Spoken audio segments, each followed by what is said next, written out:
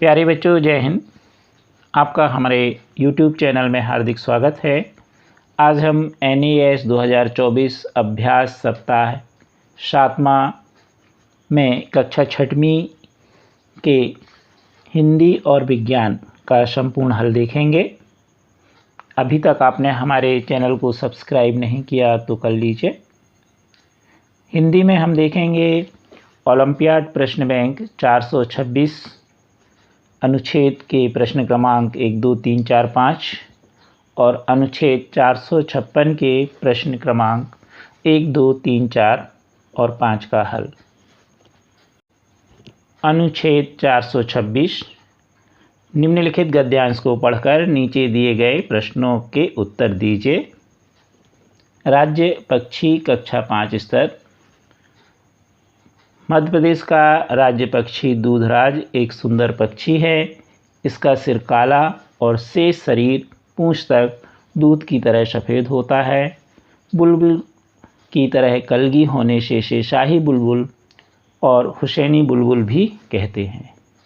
यह लगभग सारे भारत में पाया जाता है। यह लगातार भ्रमण करते हुए लंबी और तेज़ उड़ान भर सकता है। दूधराज घने पतझड़ी वनों, बांस वनों और कम घने वनों के छायादार भाग में रहना पसंद करता है। यह सदा पेड़ों पर रहने वाला चंचल पक्षी है। दूधराज कलाबाजी करते हुए हवा में उड़ते कीड़े मकोड़ों और मक्खियों को चोंच में दबाकर अपने स्थान पर आ जाता है। मैदानी भागों में इनका प्रजनन काल फरवरी माह होता है। घोंसला नर की मदद से मादा दूधराज बनाती है। यह घास फूस, पेड़ की छाल, पतली टहनियाँ, पत्तियाँ, रेशों, जड़ों, काई आदि से 2 डालियों के बीच में बनाया जाता है। घोंसला मकड़ी का जाला लगाकर मुलायम किया जाता है। अब इस गद्यांश के अंतर्गत हम प्रश्न उत्तर देखें। पहला प्रश्न है, दूधराज की पूंछ का रंग कैसा होता है? तो दूधराज का केवल सिर जो है वह काला होता है, बाकी सारा भाग सफ़ेद होता है। तो इसलिए इसका सही उत्तर होगा सफ़ेद। बी वाला इसका वस्तुनिष्ठ सही है। प्रश्न दूसरा, मध्य प्रदेश का राज्य पक्षी कौन सा है? मोर, तोता, दूधराज या बुलबुल? तो मध्य प्रदेश का राज्य पक्षी दूधराज है। सी वाला इसका सही होगा। प्रश्न तीसरा, दूधराज अपना शिकार करता है पेड़ों पर, हवा में, पानी में, ज़मीन पर? तो वह हवा में कलाबाजी करते हुए कीड़े मकोड़ों को पकड़ता है। इसका बी वाला उत्तर सही है। प्रश्न चौथा, मैदानी भागों में दूधराज का प्रजनन काल कब होता है? मार्च में, जनवरी में, फरवरी में, दिसंबर में? तो इसका प्रजनन काल होता है फरवरी में। तो सी वाला इसका उत्तर सही है। प्रश्न पाँचवा, दूधराज तेज उड़ान भर सकता है। वाक्य में क्रिया विशेषण शब्द कौन सा है? तो दूधराज कैसी उड़ान भर सकता है? तेज। इसलिए यहाँ पर जो क्रिया विशेषण होगा वो होगा तेज। तो इसका डी वाला उत्तर सही है। अभी तक आपने हमारे चैनल को सब्सक्राइब नहीं किया तो कर लीजिए, जिससे आपको हमारे सबसे पहले वीडियो प्राप्त हों। साथ ही वीडियो के डिस्क्रिप्शन में मोर में क्लिक कर दीजिए, तो आपकी कक्षा के सभी विषय के प्लेलिस्ट खुल जाएगी और आपको जिस विषय की वीडियो देखना है वो आप देख लीजिए और नोट्स बना लीजिएगा। अब हम देखेंगे अनुच्छेद 454। निम्नलिखित पोस्टर को देखकर प्रश्नों में के जो उत्तर सही हैं उनमें विकल्प पर गोला लगाइए। यहाँ पर एक चित्र बना हुआ है। एक बच्चा टूथब्रश कर रहा है और यहाँ पर नल खुला हुआ है, साथ ही यहाँ शावर भी खुला हुआ है, पानी बह रहा है। यहाँ पर उसी के चित्र के दूसरे भाग में बच्चा फ़ोन पे बात कर रहा है और यहाँ पर नल से बाल्टी भर गई है और पानी बह रहा है। नीचे लिखा हुआ है, यह हमारी सोच रहे व्यर्थ न जाए पानी, जब जल ही नहीं होगा तो कैसी जिंदगानी। अब इस पर प्रश्न देखेंगे। पोस्टर में क्या संदेश दिया है? वायु प्रदूषण, मृदा प्रदूषण, जल संरक्षण, वन संरक्षण। तो इसमें ये जो लिखा हुआ है और साथ में जो चित्र दर्शा रहा है, इससे हमें शिक्षा लेनी है और यह है कि जल बचाना है, अर्थात इसका सी वाला सही है, जल संरक्षण। दूसरा प्रश्न है, दिए गए पोस्टर में पानी का उपयोग, आप पोस्टर देख रहे हैं, व्यर्थ हो रहा है, सार्थक हो रहा है, मितव्ययी हो रहा है या संरक्षण हो रहा है। तो आप देख रहे हैं कि शावर से पानी बह रहा है, यहाँ नल खुला हुआ है, बच्चा टूथब्रश कर रहा है, पानी बह रहा है, यहाँ पर बाल्टी भर गई है और पानी बह रहा है, नल खुला हुआ है। तो इससे स्पष्ट है कि पानी कैसा हो रहा है? व्यर्थ हो रहा है। तो इसलिए इसका ए वाला वस्तुनिष्ठ सही है। तीसरा प्रश्न है, आपके अनुसार निम्नलिखित में से कौन सी आदत जो है वो सही है, अच्छी आदत है?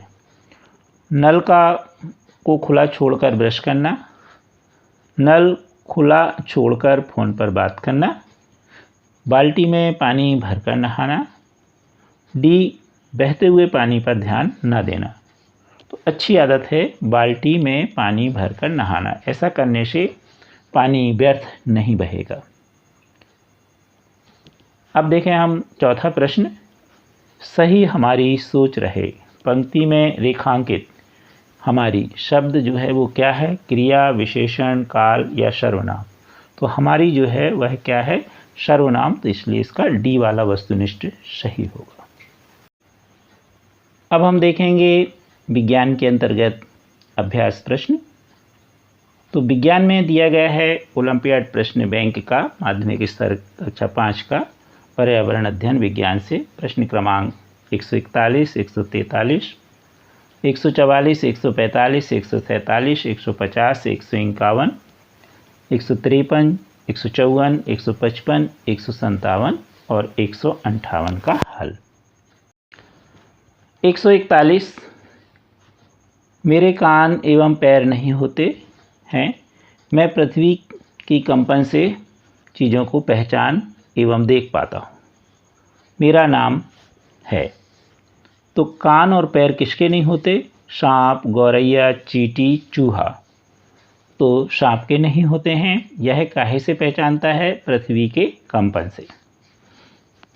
142 नंबर पर है, गांधी जी की 150वीं वर्षगांठ, स्वच्छता हमारी जिम्मेदारी एवं फर्ज है। तो यह अभियान किसके लिए चलाया गया था? भारत छोड़ो अभियान, साक्षरता अभियान, स्वच्छ भारत अभियान, पढ़ना बढ़ना अभियान।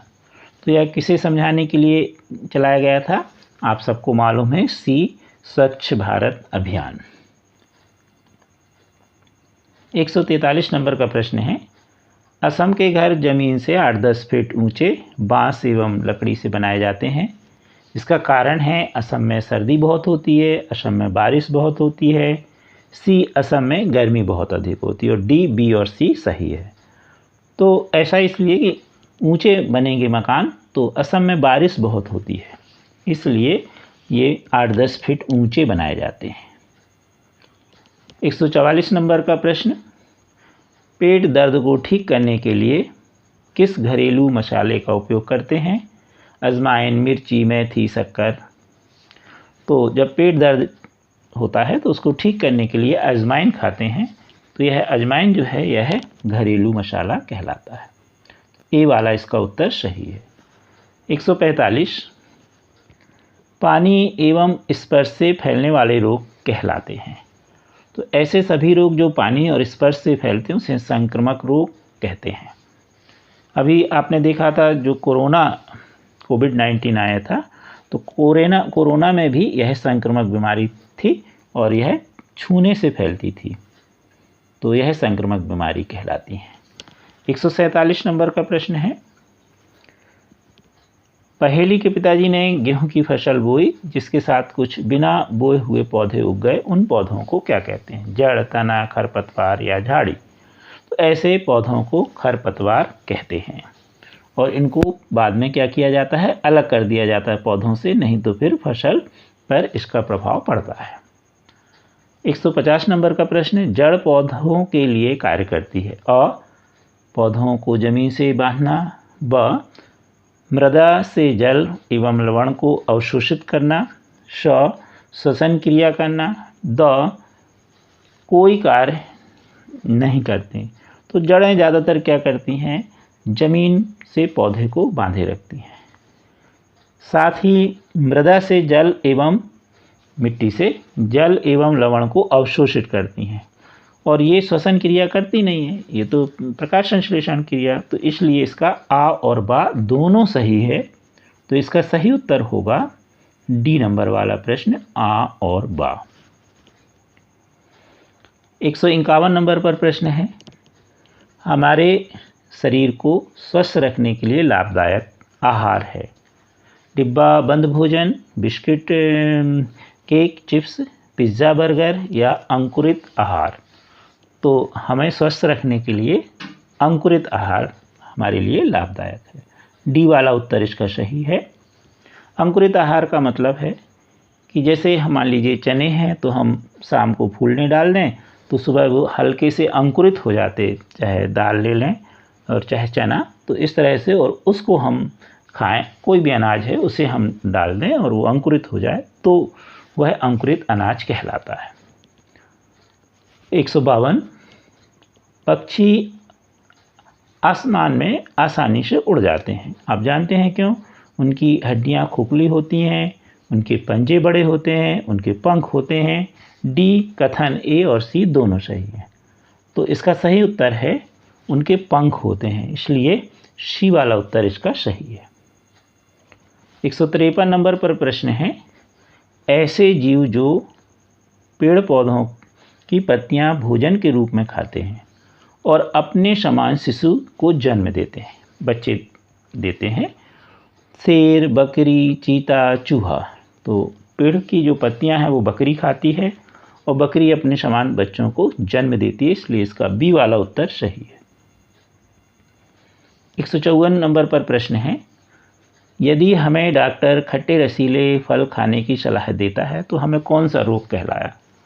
तो हमें इस स्थिति में रिकेट्स, रतौंधी, स्कर्वी या बेरीबेरी। तो यह विटामिन सी की कमी से होता है और इन सभी फलों में विटामिन सी होता है और सी की कमी से स्कर्वी रोग होता है, इसलिए इसका सी वाला उत्तर सही है। प्रश्न 155, ऐसे जीव जिसके दांत काटने एवं कुतरने के कारण घिसते और हमेशा बढ़ते जाते हैं। उल्लू, बंदर, गाय, गिलहरी। तो इसका सही उत्तर है डी गिलहरी। आप अपनी कक्षा के सभी विषय के वीडियो देखने के लिए चैनल के प्लेलिस्ट में जाने के लिए आप वीडियो से ही जहां मोर लिखा है डिस्क्रिप्शन में, यहां पर आप चले जाएं। जैसे ही आप जाएंगे तो इस तरह से यह पेज खुल जाएगा। पुनः आप मोर पर क्लिक कर दीजिए तो ये आपकी कक्षा के सभी विषय की प्लेलिस्ट आ गई है। अब मान लो कि हमें 8वीं की सामाजिक विज्ञान देखना है, तो यहाँ पर हम क्लिक कर देंगे। तो जैसे ही हम क्लिक करेंगे तो हमारी यह प्लेलिस्ट खुल चुकी है और अब हम इसमें से जिस अध्याय का वीडियो देखना चाहें देख सकते हैं। प्रश्न 157, लौह तत्व की कमी को शरीर में पूर्ति करने के लिए अधिक मात्रा में भोजन में सम्मिलित करना चाहिए। ए, अधिक नमक। बी, तेल मसाले वाला भोजन। सी, गुड़, आंवला और हरी पत्तीदार सब्जियां। डी, डिब्बा बंद खाना। क्योंकि लौह तत्व की कमी हो गई है आयरन की, इसलिए हमें गुड़, आंवला और हरी पत्तियों का उपयोग करना चाहिए, क्योंकि इसमें आयरन पाया जाता है। 158 नंबर का प्रश्न है, समुद्र से प्राकृतिक रूप से नमक प्राप्त करने के लिए समुद्र के किनारे ज़मीन पर क्यारियां बना करके उसमें समुद्री जल भर दिया जाता है। कुछ दिनों बाद क्यारियों में नमक शेष बचता है। इसका कारण ए, तेज धूप के कारण पानी सूख जाता है एवं नमक के ढेर वहीं रह जाते हैं। बी, पानी नमक में घुल जाता है। सी, पानी को छानकर अलग किया जा सकता है। और डी, उपरोक्त सभी। तो ऐसा करने पर क्यारियों में भरने पर समुद्र का नमक जब तेज़ धूप निकलती है तो पानी वाष्प बन के उड़ जाता है और नमक वहीं क्यारियों में रह जाता है ढेर के रूप में। तो इसका ए वाला उत्तर सही है। अभी तक आपने हमारे चैनल को सब्सक्राइब नहीं किया तो कृपया कर लीजिए और साथ ही वीडियो को लाइक एवं शेयर अवश्य कीजिए। Thank you.